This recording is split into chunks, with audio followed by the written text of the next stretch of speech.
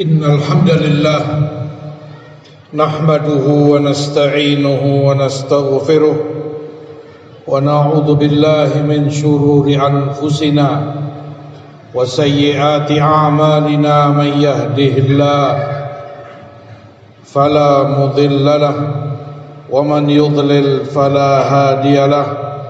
Ashhadu an la ilaha illallah wahdahu la syarika lahu wa ashhadu anna Muhammadan abduhu wa rasuluh sallallahu alaihi wa ala alihi wa sahbihi wa sallama tasliman katsira. Amma ba'd. Ma'asyiral muslimin, jamaah salat Jumat rahimani wa rahimakumullah. Allah subhanahu wa ta'ala telah mengingatkan kepada kita semua, kepada hamba-hambanya yang beriman, bahwasanya setiap mukmin harus selalu waspada terhadap diri dan jiwanya sendiri dari segala macam bentuk penyakit, hal-hal yang bisa merusak dan menodai jiwanya. Hal itu Allah sebutkan di dalam surat Yusuf, wa ma ubarri'u nafsi innan nafsa la'ammaratun bis-su' illa ma rahima rabbi inna rabbi ghafurur rahim. Dan aku tidak membebaskan diriku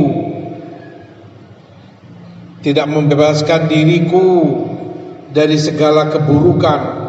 Artinya tidak mengaku, seorang hamba tidak pantas untuk mengaku dirinya terbebas dari segala kejelekan yang ada dalam dirinya, tidak mengaku terselamatkan dari segala sifat-sifat yang jelek, dari segala perangai dan perbuatan buruk. Innan nafsa la'ammaratun bis-su', karena memang jiwa manusia selalu saja mengajak kepada yang jelek, kepada kemaksiatan, kepada yang dimurkai oleh Allah subhanahu wa ta'ala. Illa ma rahima rabbi, kecuali yang dirahmati oleh Allah. Inna rabbi ghafurur rahim, dan sungguh Rabbku Allah maha pengampun lagi maha penyayang, yang diberi rahmat oleh Allah sehingga diberi taufik untuk beramal saleh, yang dirahmati oleh Allah sehingga diberi hidayah untuk beribadah, berakhlak mulia. Kalaupun terpeleset dalam suatu kenistaan, perbuatan atau sifat yang hina, kalaupun dia melakukan dosa atau maksiat, kalau Allah beri rahmatnya, segera hamba itu sadar, segera dia bertobat dan berbenah diri. Sungguh Allah maha pengampun bagi yang mau bertobat kepadanya, bagi yang berbenah diri setelah melakukan kejelekan, rahim, dan dia maha memberi rahmat kasih sayangnya kepada mukminin. Ibadallah, jamaah sekalian rahimani wa rahimakumullah. Oleh karena itu hendaklah setiap hamba menyadari pada dirinya, di dalam jiwanya ada saja ajakan dan kekuatan untuk melakukan yang jelek, sifat-sifat buruk yang tentunya itu semua tidak diridhai oleh Allah. Berkata Al-Imam Ahmad bin Abdul Halim rahimahullahu ta'ala, jiwa manusia dipenuhi dengan cinta ulu, mencintai untuk menjadi yang tertinggi, yang terbesar, merasa lebih dari yang lainnya, mencintai riasah, ingin dia yang memimpin. Kepemimpinan bukan hanya kepemimpinan dalam kepemerintahan, tetapi lebih luas dari itu. Setiap orang ada dalam lubuk hatinya, ada pada jiwanya kesenangan untuk dia menjadi orang nomor satu. Dia yang menentukan segalanya, dia yang mata tertuju padanya, dia yang telunjuk semuanya mengarah pada dirinya, dia yang mengatur, dia yang tentukan kepemimpinan. Oleh karena itu seorang hamba karena hawa nafsunya akan kita dapati, kalau bukan saja rahmat Allah subhanahu wa ta'ala, dia akan memberikan loyalitas, dia akan senangi, dia akan bela, dia akan cintai siapapun yang mencocoki dirinya, siapapun yang sesuai dengan kemauannya. Tolak ukurnya baginya adalah hawa nafsunya, kemauan pribadi dia, apa yang dia inginkan. Selama orang mau sesuai dengan dia, maka dia akan cintai, dia akan senangi. Sebaliknya, dia akan memusuhi, dia akan membenci siapapun yang berselisih dengannya, yang berbeda dengannya. Dan sekali lagi, tolak ukurnya adalah hawa nafsu dia, dirinya sendiri yang menjadi barometer. Senang kepada orang kalau orang itu cocok dengannya, benci, musuh dengan orang ketika orang itu tidak sesuai dengan apa yang dia inginkan. Dan itu hubbul ulu, cinta untuk menjadi orang yang paling tinggi dan merasa lebih besar dari orang lain. Sementara seorang mukmin bukan itu tolak ukur dia.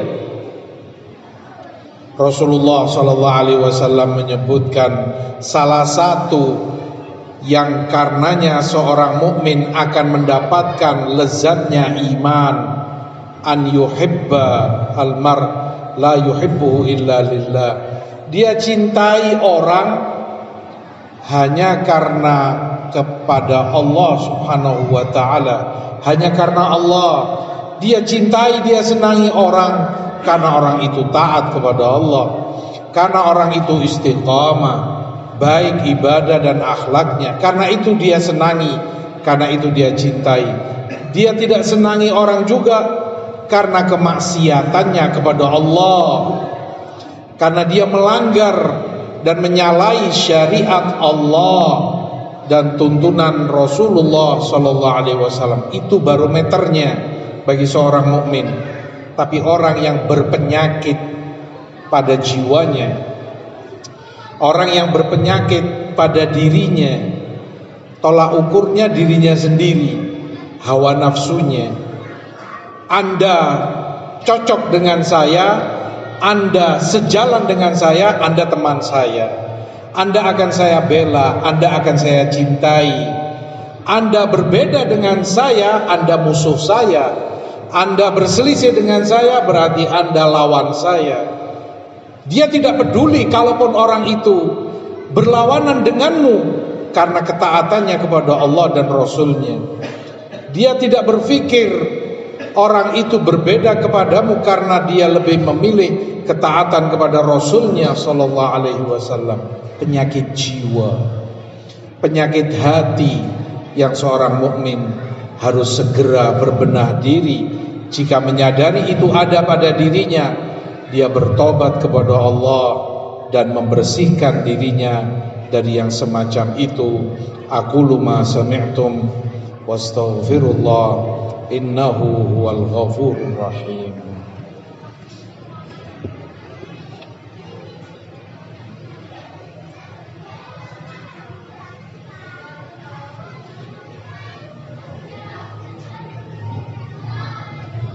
Alhamdulillah wassalatu wassalamu ala Rasulillah wa ala alihi wa sahbihi wa man walah, amma ba'd. Hadirin jamaah salat Jumat yang dimuliakan Allah dan yang saya hormati, wasiat dari seorang sahabat yang mulia bernama Shaddad ibni Aus radhiyallahu ta'ala anhu. Beliau pernah bernasihat. Beliau katakan, ya baqayal Arab, ya baqayal Arab, innama akhafu alaikumur riya wasyahwatul khafiyah.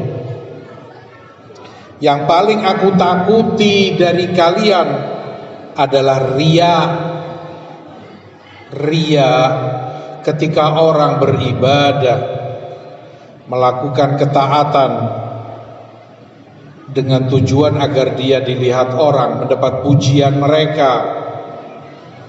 Dan termasuk yang aku paling takuti kepada kalian pula, syahwat yang tersembunyi.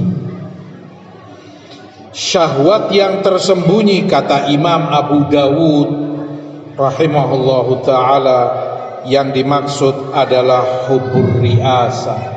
Ketika orang senang popularitas, cinta untuk menjadi orang nomor satu, senang kepemimpinan, merasa lebih kuasa, merasa lebih besar dibanding yang lainnya, tentunya akan bersamaan dengan itu dia menganggap rendah orang lain. Dia akan menganggap kecil selain dirinya, akan dia remehkan, akan dia sepelekan. Itu syahwat yang tersembunyi pada jiwa setiap orang.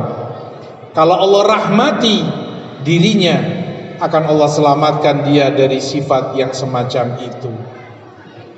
Tapi kalau dia mengikuti langkah-langkah syaitan, dia akan teruskan itu sifat cinta kekuasaan, menjadi orang yang menganggap dirinya lebih dari yang lainnya, menyepelekan dan menganggap kecil selain dirinya. Bahkan seperti tadi pada khutbah pertama, berkelanjutan dia akan senangi orang asal orang itu cocok dengannya, mau seperti dirinya, hawa nafsunya. Dia akan musuhi orang ketika orang itu berselisih dan bertentangan dengan dirinya. Kata Imam Abu Dawud rahimahullah, dan mencintai kekuasaan semacam itu, merasa dirimu lebih dari orang lain, itulah pokok dari segala kezaliman dan melampaui batas. Karenanya seorang hamba mendolimi orang lain, mungkin dengan kata-katanya, mungkin dengan sikap dan perbuatannya. Karenanya pula seorang hamba melampaui batasnya, sehingga dia lakukan yang tidak boleh dia lakukan terkait hak orang lain, hartanya, kehormatannya, bahkan nyawa dan darahnya. Dia bisa langgar semua itu karena menuruti kecintaannya kepada kepemimpinan, kecintaannya kepada kekuasaan, ingin menjadi orang yang dianggap lebih besar dibanding yang lain-lainnya. Ibadallah, jamaah sekalian rahimani wa rahimakumullah. Oleh karena itu, bertawaduklah diri kita, merasa rendah di hadapan Allah, tidak merasa lebih dari saudara-saudara kita yang lainnya. Masing-masing kita banyak berlumuran dosa, banyak kejelekan yang ada pada diri kita. Bukan sifat seorang mukmin yang merasa dirinya bersih dari berbagai penyakit hati dan kejelekan yang ada. Innan nafsa la'ammaratun bisu wa ma ubarri'u nafsi. Aku tidak akan membersihkan diriku, menganggap diriku suci, menganggap diriku bersih dari segala kejelekan. Kalau itu ada pada diri kita, sadar dan merasa banyak kekurangannya, sadar dan merasa banyak kejelekannya, orang akan introspeksi diri, orang akan waspada, akan terus berusaha membenahi dirinya, membersihkan dari segala penyakit dan kejelekan-kejelekan yang ada, sifat, akhlak dan amal perbuatannya. Tapi kalau sudah dari awal dia merasa dia yang paling super, dia yang paling besar, dia yang paling bersih, dia yang paling suci, bagaimana mungkin dia akan introspeksi diri? Bagaimana mungkin dia akan berupaya untuk membenahi dirinya?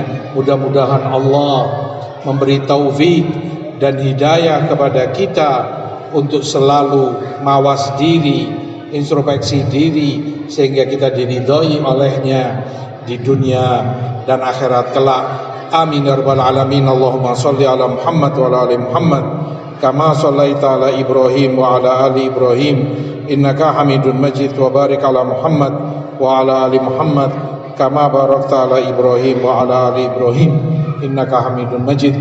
Rabbana atina fid dunya hasanah wa fil akhirati hasanah wa qina adzaban nar.